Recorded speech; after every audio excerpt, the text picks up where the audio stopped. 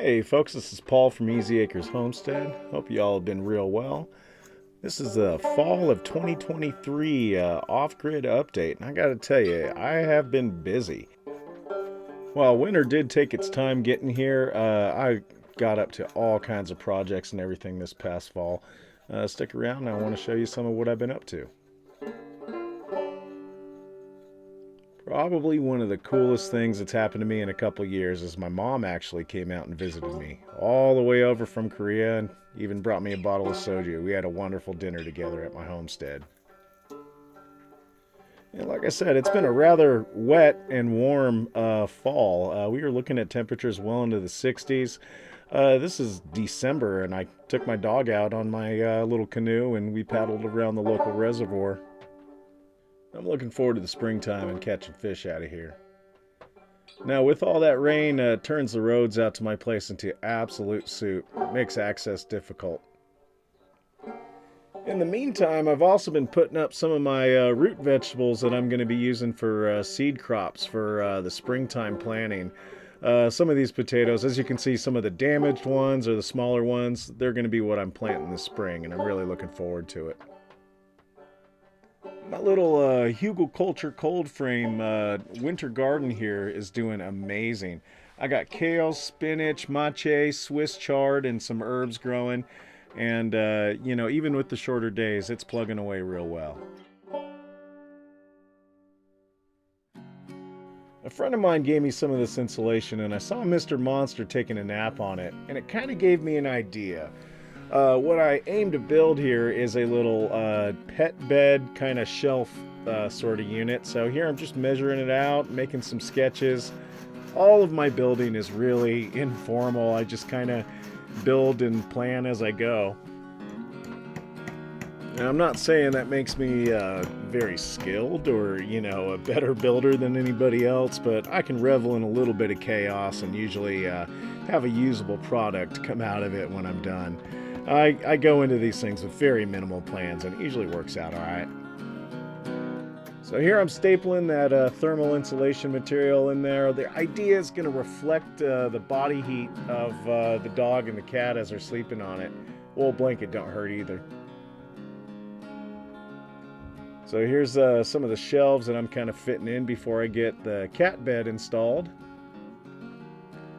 And there's a cat bed. It's kind of a shelf in there as well, and it's lined with that same mylar material.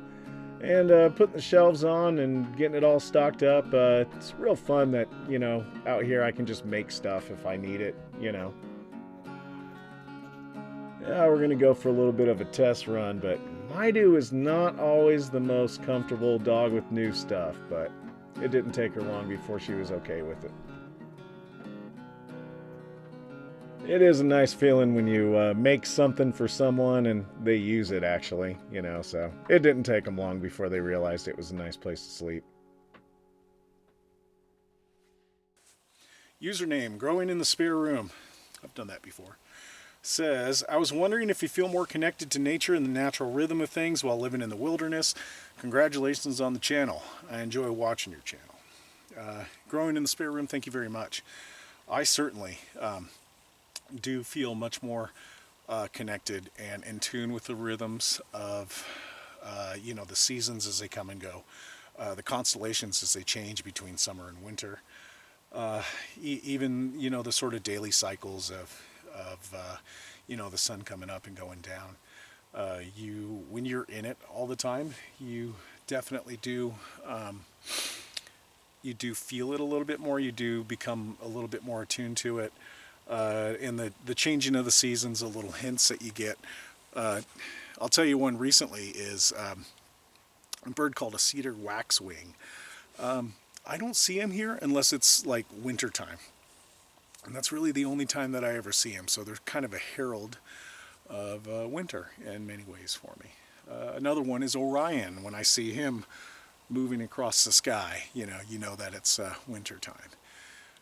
So fantastic question, growing in the spare room. Thank you again for your question. Thank you again for your support. I really appreciate it. And thanks. Be easy. I had a really good time answering questions for the Ask Me Anything. So if you have one, leave it in the comments, and if I like it, I'll probably answer it on camera at some video in the future. This area absolutely just eats vehicles alive, man. The roads are rough and the sand and the mud gets in everything.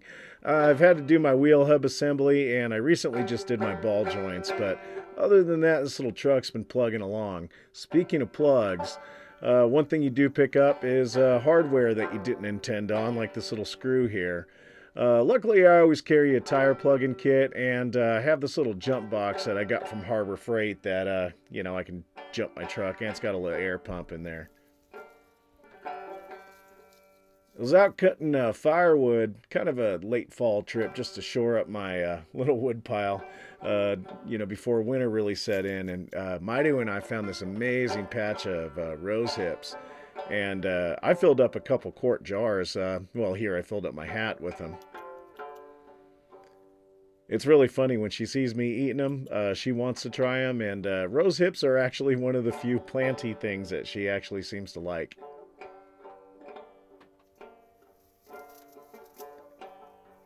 I'm getting my hugelkultur cold frame all ready for winter. I really believe packing this straw mulch around the base of the rosettes of my plants insulates the soil, keeps that heat in that you get during the day, and goes a little further towards helping them survive the colder nights. I'm a big fan of using these passive low energy solutions for problems like not being able to have a garden in the wintertime. Got a good stock of this here flagstone saved up. A lot of it's from my property, a lot of it's from elsewhere, but really like this material. Got a lot of plans for it with my pit house and elsewhere. I think some of these are going to make excellent flagstones. They're relatively flat on the top, but irregularities like that, like this little ridge here, I think that'll help it seat and kind of stay where it needs to or where I want it to in the ground. Yeah. Eventually I want to stone all of this up over here. Some of it is relatively sterile, but quite a lot of it has a lot of moss and stuff growing on it, and I kind of want to make sure that I keep that outside and exposed to the sun so that moss can continue to grow. Mr. Monster's really taking to my flagstone stock. He likes to use it as a perch. So my buddy across the valley, he hooked me up with a bunch of the cants from his little wood mill that he's got going on over there. A lot of this is some real nice looking pine and cedar cants, and cants are going to be the round sides of the logs that are cut off a log when it's milled into boards. In a lot of mills, it's kind of a waste product. They might, turn it into wood chips or, some other product like that, but I think it's great material. I just need one flat side to work with, really.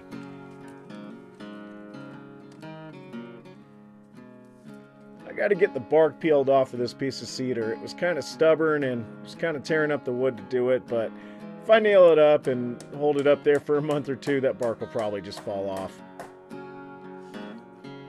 Like I said, I like passive low energy input solutions to problems. Now eventually I want this area to be my pole barn, kind of a storage area, so in the meantime I've got my Amazon.com cheap wall tent set up. It's cheap and flimsy, but I've used it for years, and I spent most of my first winter in it. Worked great for me. Now here I am cutting down some of those cants to length. The thing is, none of this is like dimensional lumber from a store. It's all free found, foraged, bartered kind of building material. So, you just take it piece by piece, and, when I get the materials, I, build a little bit more on it, and then it's going to be another project for next spring, probably. But trying to knock out as much as I can before the winter really sets in. And this, along with my pit house, have been kind of the two things that I've been, slowly chipping away at. One of the beautiful things about being off-grid is I go by my own timetable, so it's all good. Now, while I am going by my own timetable, I am still at the mercy of Mother Nature. And, while she's blessing me with some warm days and the ground's not frozen, I can work on my little pit house a little bit.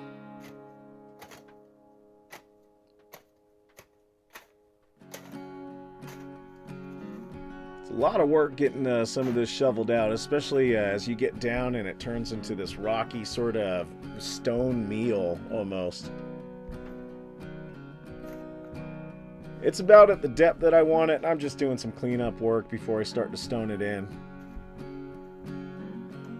Before I get it all stoned in, I want to work on framing it up, and all of this is just, this is all timber from my property, so in order to give me a nice surface where I can mount some framing to it, I, flatten one side down with the chisel. Doesn't take very long at all. A buddy of mine hooked me up with the old windows from his place when he remodeled. So once I get this dimensional lumber up and installed on these upright beams to my pit house, I can get those windows set in and it'll be a real nice warm sunny area, especially with the wood stove cooking. You can see the wood stove there on the right. I haven't installed it yet, but I want to put a big rock mantle in there. It's going to be a lot of work, and this pit house is definitely a work in progress, but I keep chipping away at it when I have an opportunity. And overhead we got some visitors from the local Air National Guard training field. It's pretty cool to see them flying on the mountain. Winter did take her time arriving, but she did make her presence known once she did. We've had a lot of snow lately. A lot of it just melts immediately, but man, I gotta tell you, one of my favorite things about living here is seeing how the landscape changes every time the seasons change. It just takes on a whole different character after a spring rain, or during the height of summer when everything's cooked, or in wintertime when you get a nice blanket of snow on the whole landscape. It's just so beautiful. You are struck by it sometimes. I keep my bird feeders stocked up with some of the amaranth that I grew and some store-bought food, and it's a real treat to watch them feed. So we're getting into the winter swing of things around here. I've got about 2.5 cords of wood that's nicely seasoned, split, stacked, ready to go. Under cover, last winter I went through about 1.5, maybe 1 3/4 cords of firewood. And a cord of firewood is 4 feet by 4 feet by 8 feet, so pretty good amount. I don't know where she got them from, but Maidu's come home twice now with these severed deer legs. Quite a nice little score for him. She'll work on them for a good 2 or 3 days if I let her. Hey, and even under the snow and the frigid temperatures we're getting, I'm still having good success growing in my hugelkultur cold frame. I've got gloves in my pocket. Why don't I just use them? It is important that you get the snow off when it does fall so that sunlight can get on the plants and warm up your low tunnel. But inside of here, it's going really well. I've got radishes, I've got some kale going, I've got Swiss chard, mache, some cabbage, and scattered throughout are some herbs and spinach. And it's all doing pretty good. I'm pretty eager to scale this up. And in the background there, you can see my second one that I just built. Now, gardening aside, one of the ways I've been augmenting my food supply is doing a little bit of hunting. In my area, currently, rabbits are open and legal, and I am surrounded by thousands of acres of national forest, so I don't mind walking out there and collecting one every now and again. This little guy over here I just picked up after a good dry spell where I haven't seen a lot this winter. But I put him in the smoker for a little bit and smoked him for a couple hours, flaked the meat off, and boiled it up with some lentils and made a delicious rabbit stew. Mr. Monster Maidu and I had a wonderful day just watching the stove fall and smelling that stew slowly cooking on the wood stove. Hey, we're a little bit restless though. And I have no problem admitting that I do a fair bit of sitting around the wood stove and doing a whole lot of not much. I get the comment a lot that, man, it looks like you do a lot of work out there. And sometimes I do. But unless I have like a very engaging, active project going, I might quote unquote work an hour or two a day at most. Hey guys, thanks so much for watching. I apologize for the delay in getting this out. With the snow falling, I don't have as much electricity being solar, but from Maidu, Mr. Monster, and myself here at Easy Acres Homestead, Happy 2024. Y'all take care and be easy.